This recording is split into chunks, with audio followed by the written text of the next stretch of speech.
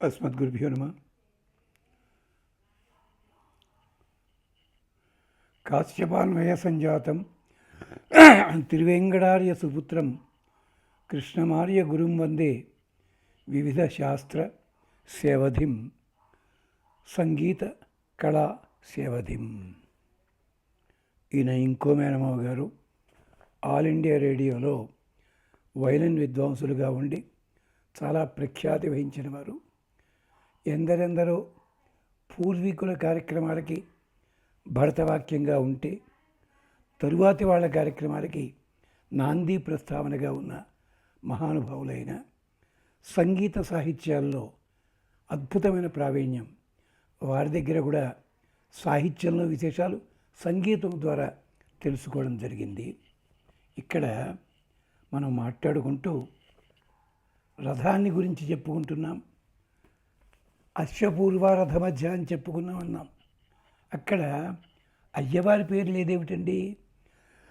అలాగే లలితా శాస్త్రంలో కూడా అమ్మవారి గుర్రాలని, అమ్మవారి రథాన్ని చాలా బాగా వర్ణన చేస్తారు అందరికీ కూడా. ఎందుకంటే అది లాంఛనం అనుకుంటారు, కాదు. వేదంలో దీనికి ప్రమాణం ఉన్నాయి. అమ్మ పేరు ఎత్తకున్నా అమ్మతో ఉంటాడు స్వామి, అయ్యవారి పేరు ఎత్తకున్నా అయ్యవారు ఉంటారు. అక్కడ భగవంతుడు, అమ్మవారు, భక్తుడు ముగ్గురు కలిసే ఉంటారు అక్కడ. అది విశేషం. ఇక్కడ ఓ మాట ఉంది, అధర్వణ వేదం చెప్తుంది, వనస్పతే వీడ్వంగోహి భూయ అస్మత్ సఖ ప్రతరణ సువీర గోపి సన్నద్ధసి వీడయస్వ ఆస్తాతే జయతు జయత్వాని. ఇది రథానికి నమస్కారం. రథ నిర్మాణం చేసిన తర్వాత రథాన్ని గౌరవించడం. మనకి వాహన పూజ అని చేయిస్తుంటారు. అక్కడ వాళ్ళు ఏ మంత్రాలు చదువుతారో మాకైతే తెలియదు. సరే, దేవతను ఆహ్వానిస్తూ చేస్తారు. ఇది ఒక రకంగా వాహన పూజ లాంటిది. వనస్పతి నిమిత్తమా రథమా వీడ్వంగోహి, నీ అంగ ప్రత్యంగములన్నీ కూడా దృఢముగా ఉండుగాక. అస్మత్ సఖ ప్రతరణ, మా వాడున్నాడే ఈ రథాన్ని అధిరోహించేవాడు, మా స్నేహితుడు, మా వీరుడు, శత్రువులతోటి బాగా పోరాడగలిగిన వాడే. అంతేకాదు, వాళ్ళని దాటగలిగినవాడు, వాళ్ళని అణచగలిగినవాడు. దాంట్లో ఉత్తర కుమారుడు ఎక్కినా కూడా అలాంటి వాడే అవుతాడు. తర్వాత సువీర, గొప్ప వీరుడు, వీరులందరినీ ఉన్నవాడు, కలిగినవాడు. తను వీరుడే కాదు, అలాంటి వాళ్ళు అనుయాయులుగా కలిగినవాడు. గోభి సన్నద్ధ అసి, కాంతి కిరణాలతోటి నీవు ఆవరించబడాలి.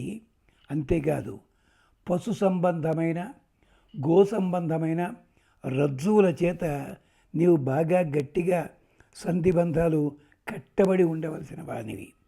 వీడయస్వ, దృఢంగా ఉండు, అలాంటిది. అంతేకాదు, రజ్జువులతో సమానంగా ఉండు. వీడయస్వ తే ఆస్తాత జయత్వాని జయతు, నిన్ను ఎవరైతే అధిరోహించారో, అంటే వాహనం ఎక్కేసరికే వాహనంకున్న శక్తి ఇతని లోపల ప్రవేశిస్తుంది. అదనమాట విశేషం. అలాగా జయత్వాని జయతు, ఎవరెవరినైతే జయించాలో పరకీయ సేనలు వాళ్ళందరినీ కూడా బాగుగా జయించుగాక. అలా ఉండాలి. అంటే సత్యభామగా కృష్ణునితో పాటు ఉంది రథంలో. నరకాసుడు వధించబడ్డాడు, గమనించండి. రుక్మిణి రథంలో ఉంది, రథాన్ని తోలుతోంది. కృష్ణుడు చేయాల్సిన పని చేశాడు అందరికీ కూడా. ఇది విశేషం. అంచేత ఆ రథాన్ని మనం ఆరాధించాలి. నకులుడు కూడా ఆరాధించేవాడు. ఎలాగా? దివ పృథివ్యా పరి ఓజ ఉద్భృతం వనస్పతిభ్య పర్యాభృతం సహ అపాం ఓంమానం పరిగోభి ఆవృతం ఇంద్రస్య వజ్రం హవిష రథం యజ. హవిస్సులతోటి ఈ రథాన్ని బాగుగా యజ్ఞం చేయండి, ఆరాధించండి.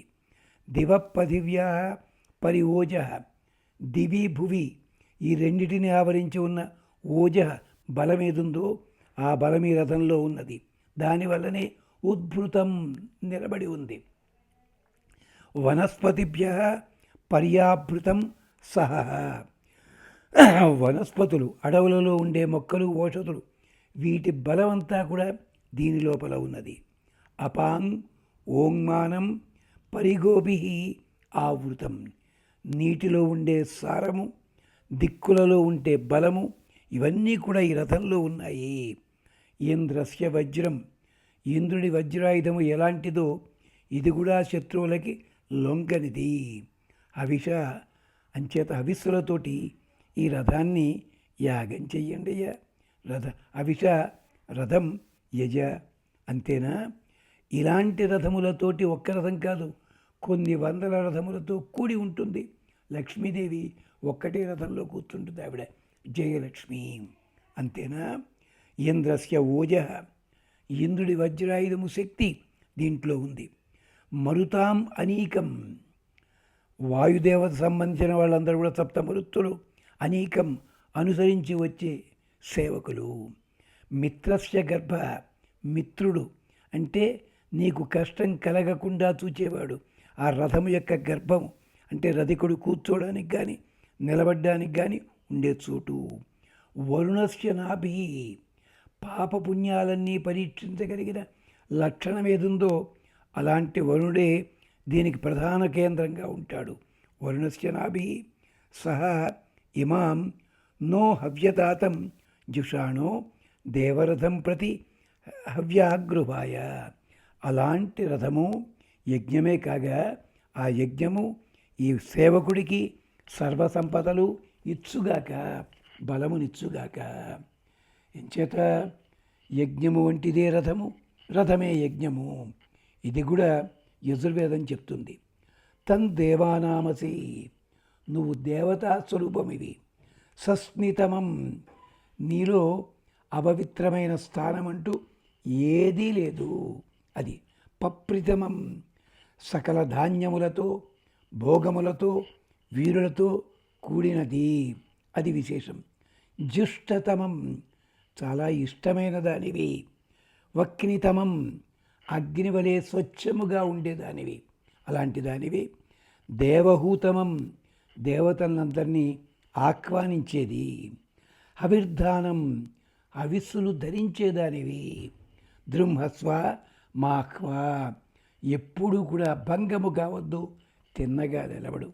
ఇప్పటికీ కూడా పంజాబ్లో డ్రైవర్కి ఎంత ప్రశస్తుందో క్లీనర్కి కూడా అంత గౌరవిస్తారు వాళ్ళు. ఎంచేత వాళ్ళు డ్రైవింగే చేస్తుంటారు, కానీ దాంట్లో ఉండే పదార్థాలని కానీ వస్తువులని కానీ జాగ్రత్తగా మోస్తుంటారు అక్కడ పనిచేసేవాళ్ళు. రక్షణ చేస్తుంటారు క్లీనర్లు. అంటే వీళ్ళకి వాళ్ళకి కూడా అలాంటి గౌరవమే ఉంటుంది. ప్రత్యేకించి అమెరికా సంయుక్త రాష్ట్రాల్లో ఇది చూడడం జరిగింది.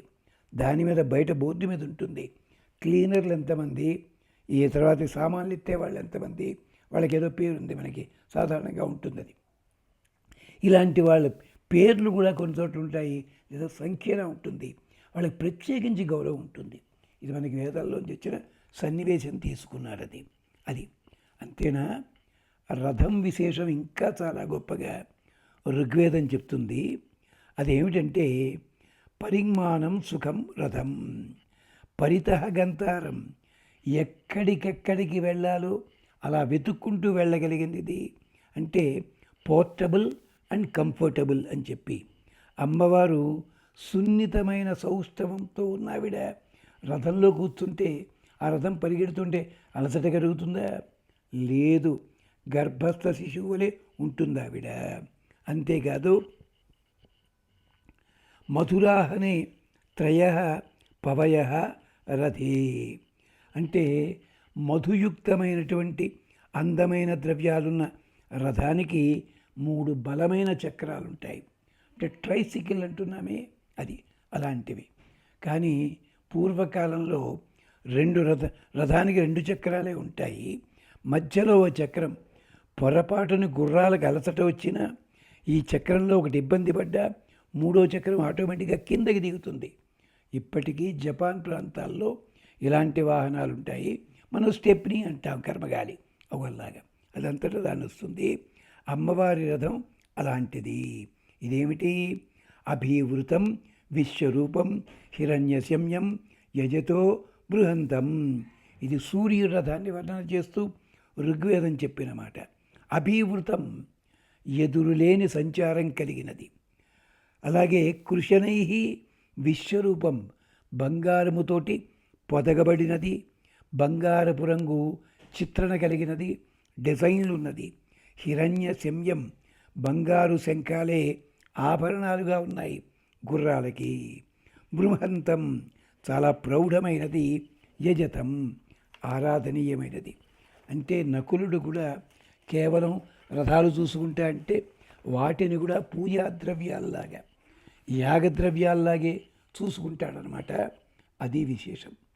నిజానికి ఇది అశ్వినులకి ప్రార్థన.